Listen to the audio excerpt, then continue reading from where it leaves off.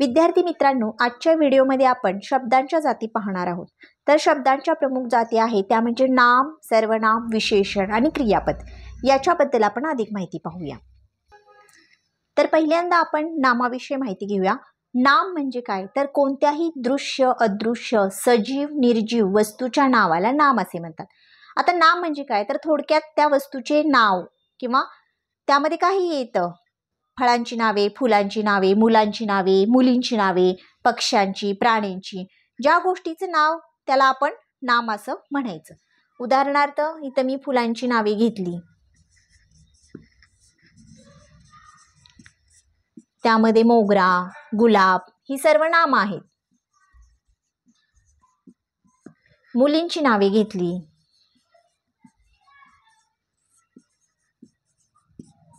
त्यामध्ये आरोही, प्रिया यांना आपण नाम असे म्हणतो। आता सर्वनाम म्हणजे काय तर नामाऐवजी वापरल्या जाणाऱ्या शब्दाला सर्वनाम असे म्हणतात। आता आपण इथे एक उदाहरण घेऊ। अतुल खूप व्यायाम करतो, तो सदृढ आहे। तर इथे तुम्हाला दोन वाक्य दिसतात। पहिल्या वाक्यामध्ये आहे अतुल खूप व्यायाम करतो, दुसऱ्या वाक्यामध्ये लिहिलेले आहे तो सदृढ आहे। तर या दुसऱ्या वाक्यामध्ये आपण अतुलच्या ऐवजी तो हा शब्द वापरलेला आहे, म्हणजे आपण नामाऐवजी तो हा शब्द वापरलेला आहे, म्हणजेच याला आपण म्हणू शकतो हे सर्वनाम। नामाऐवजी वापरल्या जाणाऱ्या शब्दाला सर्वनाम म्हणतात। तर सर्वनाम कोणते असतात? तू, तुम्ही, तो, आम्ही। नामाऐवजी येणाऱ्या शब्दाला सर्वनाम असे म्हणतात। विशेषण, नामाबद्दल विशेष माहिती सांगणाऱ्या शब्दाला विशेषण म्हणतात। आता त्यासाठी आपण काही उदाहरणे पाहू। भव्य इमारत आणि उंच पर्वत।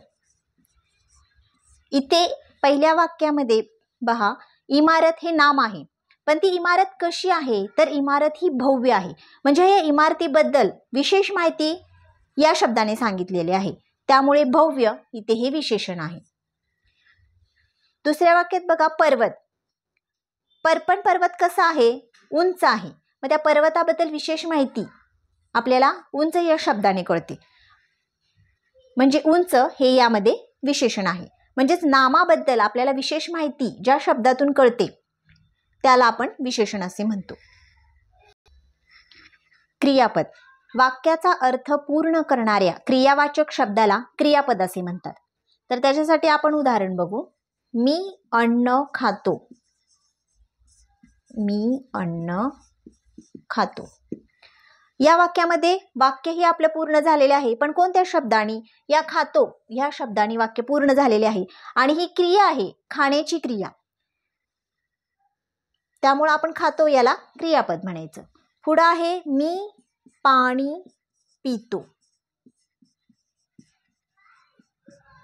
याच्यामध्ये वाक्याचा शेवट पितो या शब्दाने झालेले आहे। पितो म्हणजेच पिण्याची क्रिया, काय पितो? पाणी पितो। आपण इथे पिण्याची क्रिया केलेली आहे, त्यामुळे पितो या शब्दाला आपण क्रियापद असे म्हणतो।